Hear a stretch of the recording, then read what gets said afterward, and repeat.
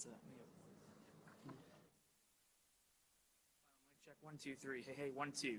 Audio check. Testing 1, 2. Thanks.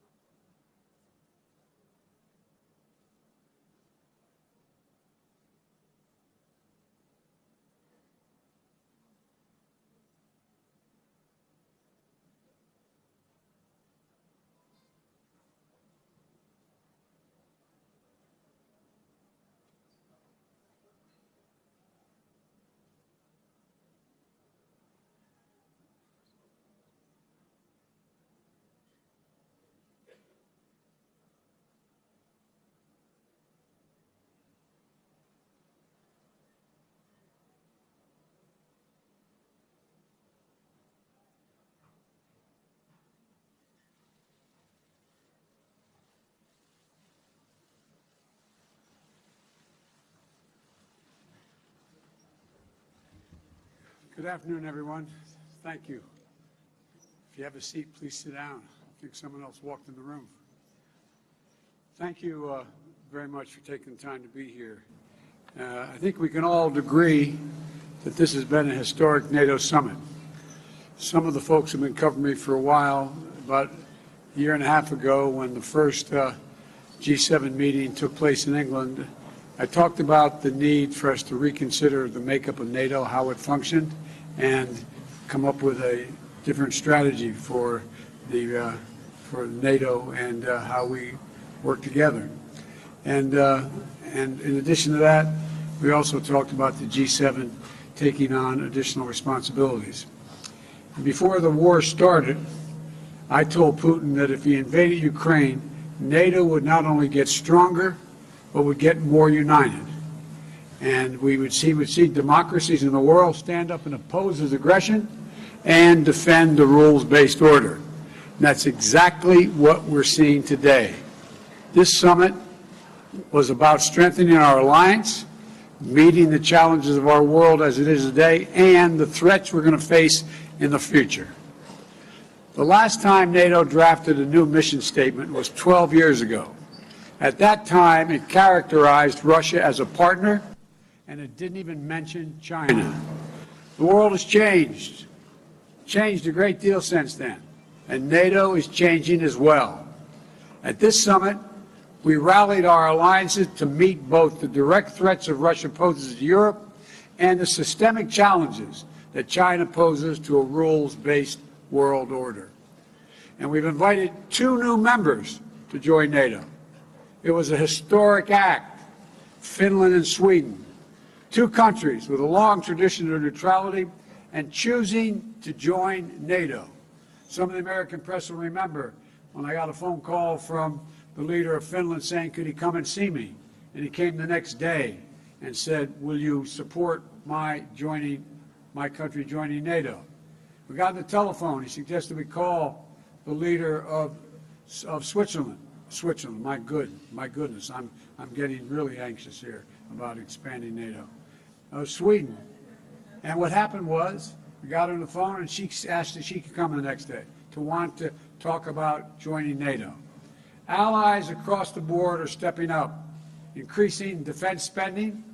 A majority of them are on track for the first time to exceed our 2% of GDP commitment that they make. They agree to spend 2% of the GDP on defense. Look, for example, Germany is committed to spending 2% going forward and announced a special fund for its military of more than $100 billion.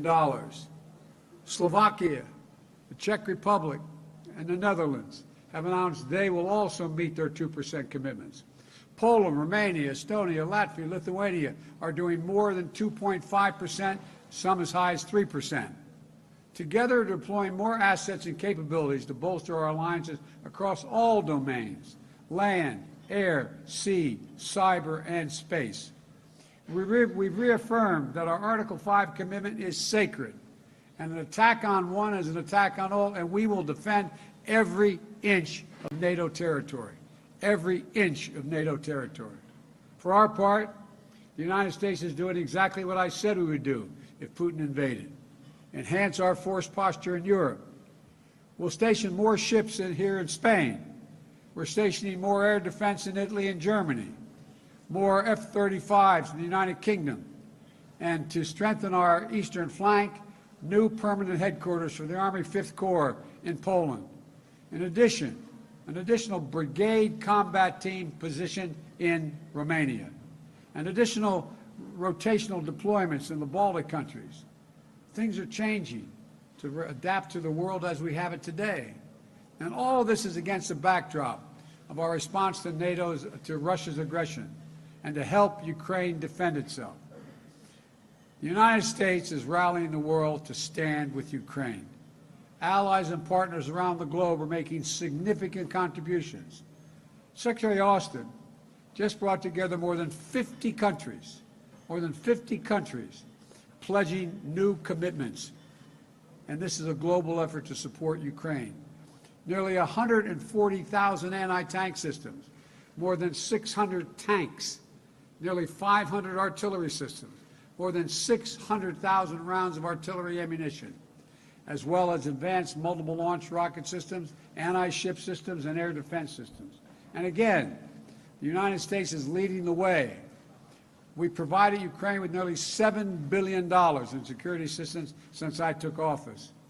The next few days, we intend to announce more than $800 million more, including new advanced Western air defense systems for Ukraine, more artillery and ammunition, counter battery radars, additional ammunition for the HIMARS multiple launch rocket systems we've already given Ukraine, and more HIMARS coming from other countries as well. We also welcome for the first time our partners in the Indo-Pacific to participate in the NATO summit. As I indicated to Putin, his action would cause worldwide response. Bringing together democratic allies and partners from the Atlantic and the Pacific to focus on the challenges that matter to our future and to defend the rules-based order against the challenges, including from China.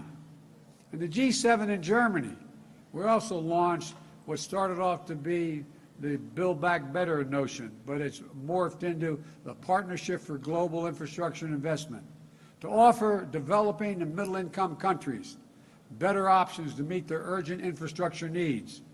Because when the United States and G7 countries put skin in the game, it helps bring millions of dollars up to, before it's all over, up to possibly $1 trillion of private sector money off the sidelines. $600 billion in just the next few years. Unlike China, these projects will be done transparently and with very high standards. For example, the U.S. government just facilitated a new partnership between two American firms and the government of Angola to invest $2 billion building a significant solar project in Angola. It's a partnership that will help Angola meet its climate goals and energy needs while creating new markets for American technologies and good jobs excuse me, in Angola. As you heard me say before, when I think climate, I think jobs. And the G7 also said we'd work together to take on China's abusive and coercive trade practices and rid our supply chains of products made with forced labor.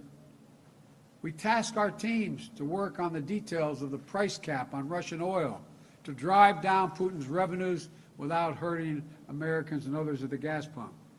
We'll seek to use the funds from the tariffs on Russian goods to help Ukraine rebuild. We've committed more than $4.5 billion, more than half of that from the United States, to address food insecurity and the immediate crisis caused by the Russian war. At every step of this trip, we set down a marker of unity, determination, and deep capabilities of the democratic nations of the world to do what need be done. Putin thought he could break the transatlantic alliance. He tried to weaken us. He expected our resolve to fracture, but he's getting exactly what he did not want. He wanted the Finlandization of NATO. He got the NATOization of Finland. Let's think about this. That's what he thought. Now NATO and Sweden are closer than ever to joining, and this will occur. We're more united than ever. And with the addition of Finland and Sweden, we'll be stronger than ever. They have serious militaries, both of them. We're going to increase the NATO border by 800 miles along the Finnish-Russian border. Sweden is all in. The point is, we're meeting the goals I set out when the first G7 meeting. We're moving to a place that reflects the realities of the second quarter of the 21st century. And we're on the verge of making significant progress. Now I'd be happy to take your questions. And the first question, I'm told, is Darlene Superville from the Associated Press.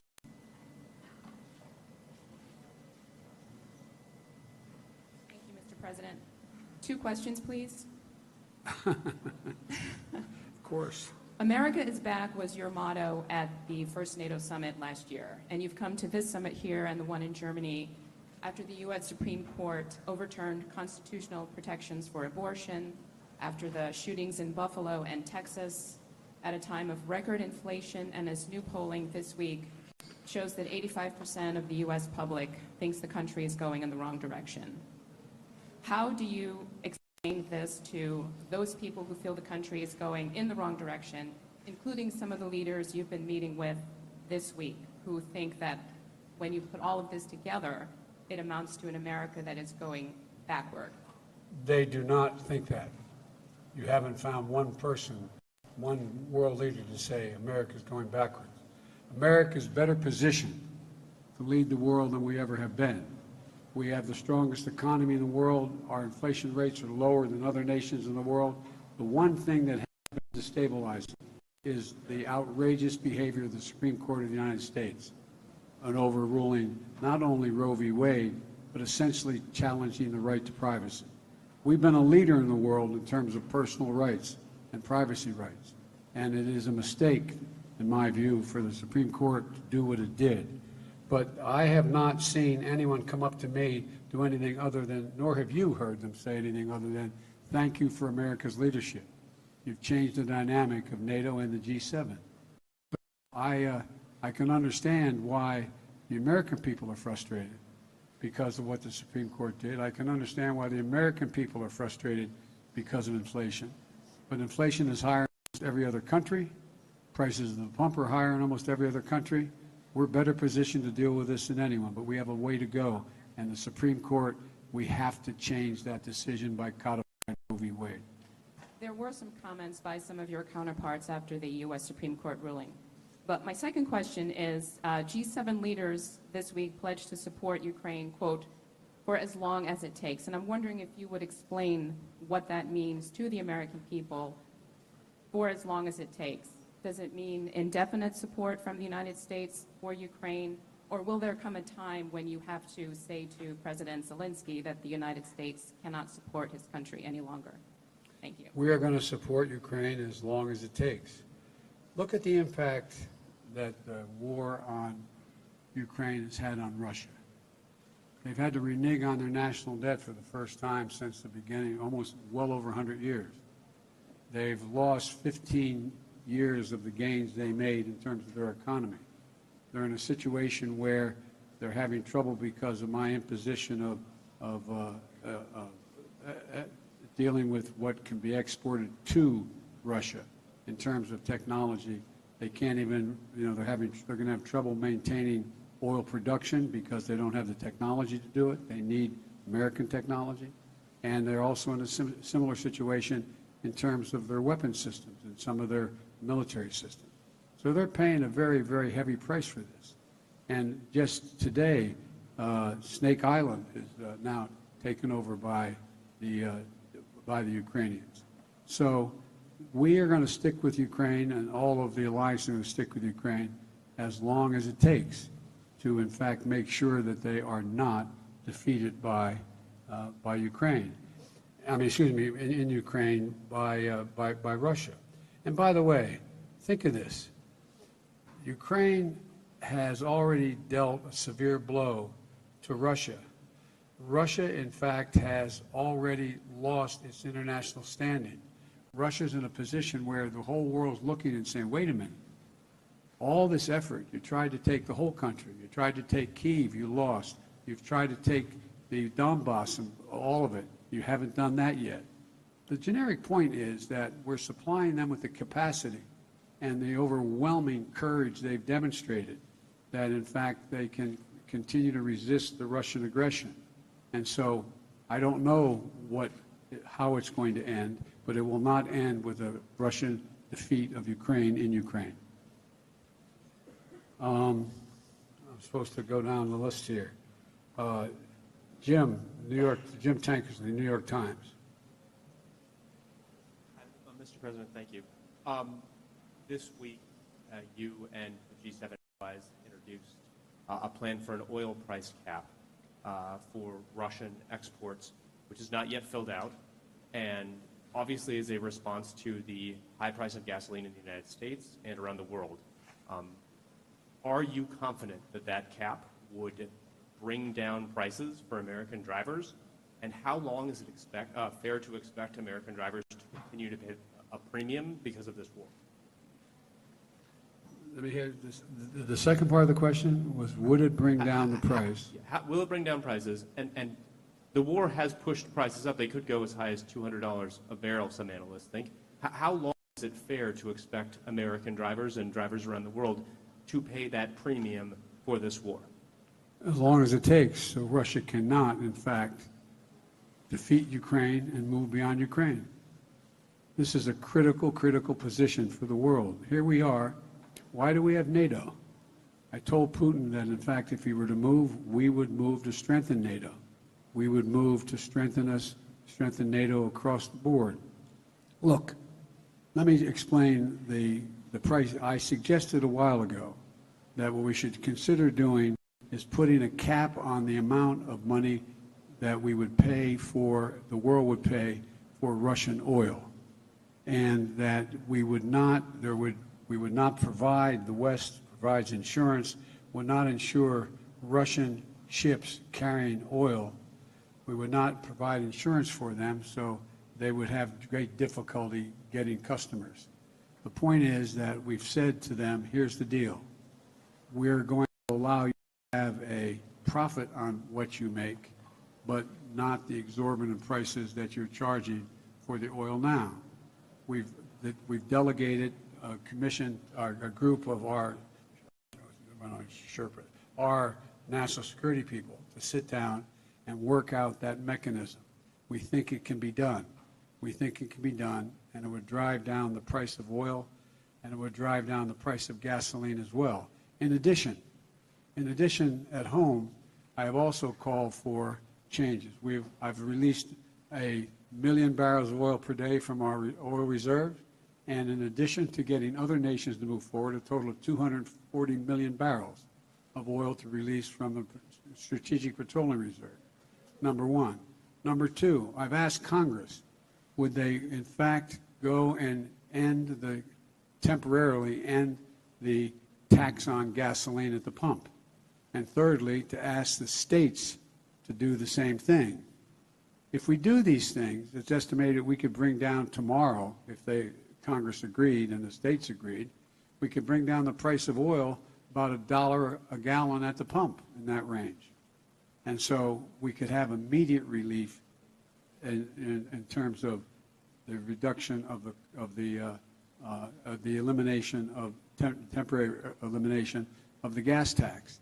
And so I think there's a lot of things we can do and we will do, but the bottom line is, ultimately, the reason why gas prices are up is because of Russia. Russia. The reason why the food crisis exists is because of Russia. Russia not allowing grain to get out of Ukraine. And so that's the way in which I think we should move, and I think it would have a positive impact on the price at the pump as well. Jordan Fabian, Bloomberg.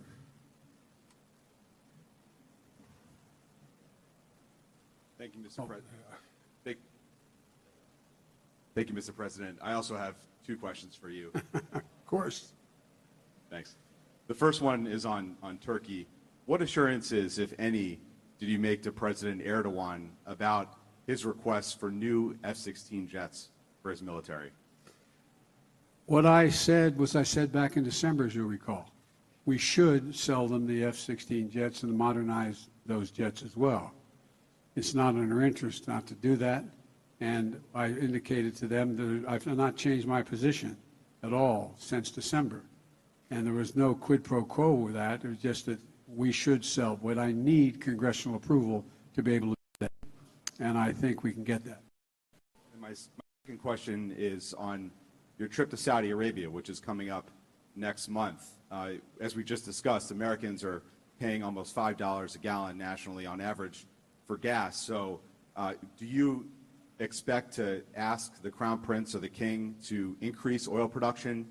And if so, how will you balance that with your desire to hold them accountable for their human rights abuses? Well, first of all, that's not the purpose of the trip. The purpose of the trip, first of all, I'm starting off on that trip in Israel. Israelis are, it's really important that I make the trip. In addition to that, what we're trying to do is it's the Gulf states plus 3. And so I'm sure that in Saudi Arabia, but it's not about Saudi Arabia. It's in Saudi Arabia. And so there's no commitment that is being made, or I'm not even sure. I guess I will see the King and the Crown Prince. But that's not the meeting I'm going to. They'll be part of a much larger meeting. And what we're talking about in dealing with that trip is that before I go, I'm, as I said, going to Israel to meet with the Israeli leaders to affirm the unbreakable bond Israel and the United States have. And part of the purpose is the trip to the Middle East is to deepen Israel's integration into the region, which I think we're going to be able to do, and which is good for peace and good for Israeli security. And that's why Israel leaders have come out so strongly for my going to Saudi. But the overall piece here is we're also going to try to reduce the deaths and the war that's occurring. I mean, there's a whole range of things that go well beyond anything having to do with Saudi in particular. If you were to see the Crown Prince or the King, would you ask them to increase oil production? No, I'm going to ask, all the Gulf states are meeting. I've indicated to them that I thought they should be increasing oil production generically, not to the Saudis particularly. And I think I hope we see them in their own interest concluding that makes sense to do. And, they have real concerns about what's going on in Iran and other places in terms of their security as well, all of them.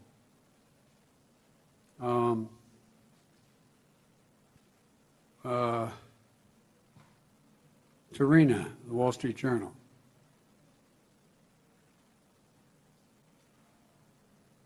Thank you, Mr. President. I'm going to keep the trend and also ask two questions, if that's okay. One on the summit and one domestic question. On the summit, you just said that there would be another round of security assistance to Ukraine.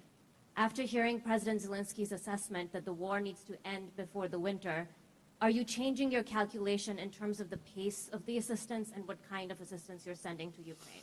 No, the war could end tomorrow, by the way, if Russia stops its irrational behavior. So, when the war will end, I hope it ends sooner than later. But for it to end, they have to be in a position where the Ukrainians have all that they can reasonably expect, we can reasonably expect to get to them in order to provide for their physical security and their defenses. And so one does not relate to the other. We're going to be providing another, well, I guess I'll announce it shortly, but another $800 million in aid for additional weaponry, including, weapons, including air defense system, as well as offensive weapons. I have a whole list I'd be happy to give to you, but that's the next tranche that's going to occur. And on the domestic question, sir, what further specific executive actions are you considering in response to the Roe ruling, and would you declare a public health emergency, as several Democrats are calling on you to do? I'll be happy to go in detail with you on that. I'm having a meeting with a group of governors when I get home on Friday, and I'll have announcements to make then. But the first and foremost thing we should do is make it clear how outrageous this decision was and how much it impacts not just on a woman's right to choose, which is a critical piece, but on privacy generally. And so I'm going to be talking to the governors as to what actions they think I should be taking as well. But the most important thing to be clear about is we have to change. I believe we have to codify Roe v. Wade in the law, and the way to do that is to make sure the Congress votes to do that. And if the filibuster gets some rights, it should be an exception for this. Require an exception to the filibuster for this action to deal with the Supreme Court decision. One more here. Kelly O'Donnell, NBC. Thank you, Mr. President. Well, you just made some news saying you would support changing the filibuster rules to codify abortion rights broadly across the country. Right to privacy, not just abortion rights, but yes, abortion rights. Can you describe for us, sir, many Americans are grappling with this. What is your sense today about the integrity and the impartiality of the Supreme Court? Should Americans have confidence in the court as an institution? And your views on abortion have evolved in your public life. Are you the best messenger to carry this forward when Democrats, many of them, many progressives, want you to do more? Yeah, I am. I'm the President of the United States of America. That makes me the best messenger. And I really think that it's a serious problem that the court has thrust upon the United States, not just in terms of the right to choose, but in terms of the right to who you can pay, the right, a whole range of issues relating to privacy. And I've written back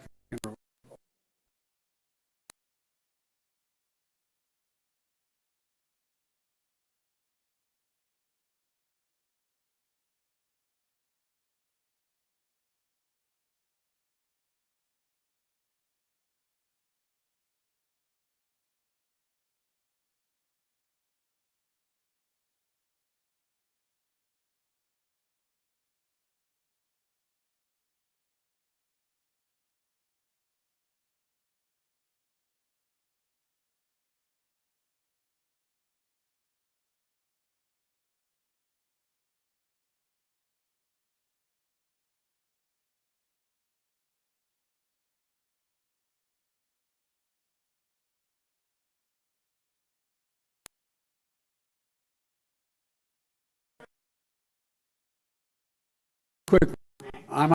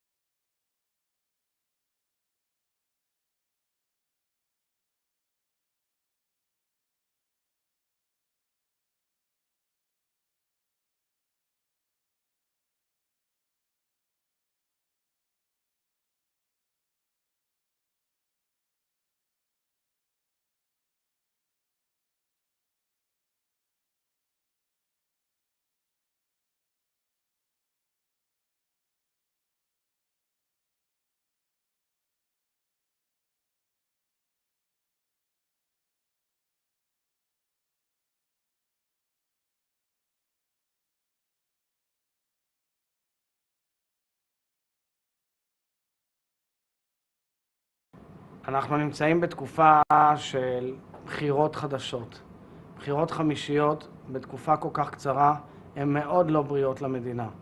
ועלינו לזכור שקודם כל ובראש ובראשונה יש מדינה לנהל ומדינה להוביל ומדינה לטפל בצרכי האזרחים גם אם יש בחירות. ואני רוצה לברך אותך ולאחל לך בהצלחה, ידידי יאיר לפיד. אתה מגיע לתפקיד הזה עם ניסיון רב וכישורים רבים, והוכחת גם יכולת פוליטית לא מבוטלת. היו לנו גם לא מעט התכתשויות בעבר. אני מאחל לך המון הצלחה, כי ההצלחה שלך זה הצלחת המדינה, בלי קשר לבחירות. בחירות זה בחירות, ניהול המדינה זה ניהול המדינה. ואני מציע את עזרתי ותמיכתי, כמו שעשיתי עם כל ראש ממשלה, גם איתך, ואני בטוח שנשתף פעולה ביחד בצורה מוצלחת. תודה, הנשיא. דווקא אני שמח שהזכרת את זה שהיו לנו בעבר התכתשויות, כי היו לנו התכתשויות פוליטיות, תוך שאנחנו מכבדים אחד את השני, שומרים על שפה, וזוכרים שגם אם יש לנו ויכוח, הוא ויכוח למען מטרה משותפת, מחלוקת לשם שמיים, ויהיה לנו מבחן גדול לחברה הישראלית בתקופה הקרובה, איך נשמור על המחלוקות שלנו רק לשם שמיים או לשמה של מדינת ישראל. אז באתי הנה לקבל תזכורת וברכת הדרך, בדיוק, כי זו הדרך שלך הייתה כל חייך. אז תודה רבה. אז באמת ברכת הדרך ודרך סליחה.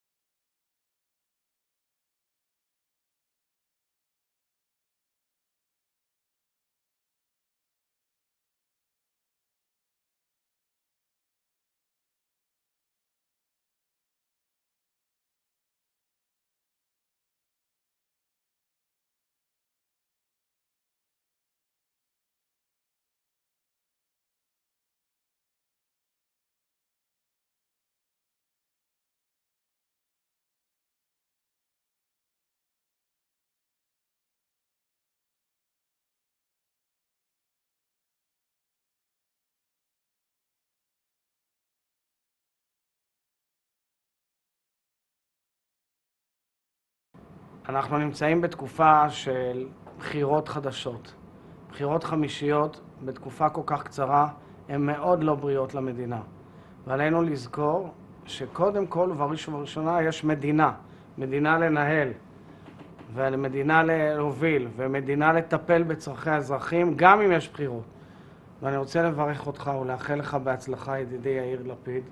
אתה מגיע לתפקיד הזה עם ניסיון רב וכישורים רבים, והוכחת גם יכולת פוליטית לא מבוטלת. היו לנו גם לא מעט התכתשויות בעבר. אני מאחל לך המון הצלחה, כי ההצלחה שלך זה הצלחת המדינה, בלי קשר לבחירות. בחירות זה בחירות, ניהול המדינה זה ניהול המדינה. ואני מציע את עזרתי ותמיכתי, כמו שעשיתי עם כל ראש ממשלה, גם איתך, ואני בטוח שנשתף פעולה ביחד בצורה מוצלחת. תודה, הנשיא. דווקא אני שמח שהזכרת את זה שהיו לנו בעבר התכתשויות, כי היו לנו התכתשויות פוליטיות, תוך שאנחנו מכבדים אחד את השני, שומרים על שפה, וזוכרים שגם אם יש לנו ויכוח, הוא ויכוח למען מטרה משותפת, מחלוקת לשם שמיים, ויהיה לנו מבחן גדול לחברה הישראלית בתקופה הקרובה, איך נשמור על המחלוקות שלנו רק לשם שמיים או לשמה של מדינת ישראל. אז באתי הנה לקבל תזכורת וברכת הדרך, בדיוק, כי זו הדרך שלך הייתה כל חייך. אז תודה רבה. אז באמת ברכת הדרך ודרך סליחה.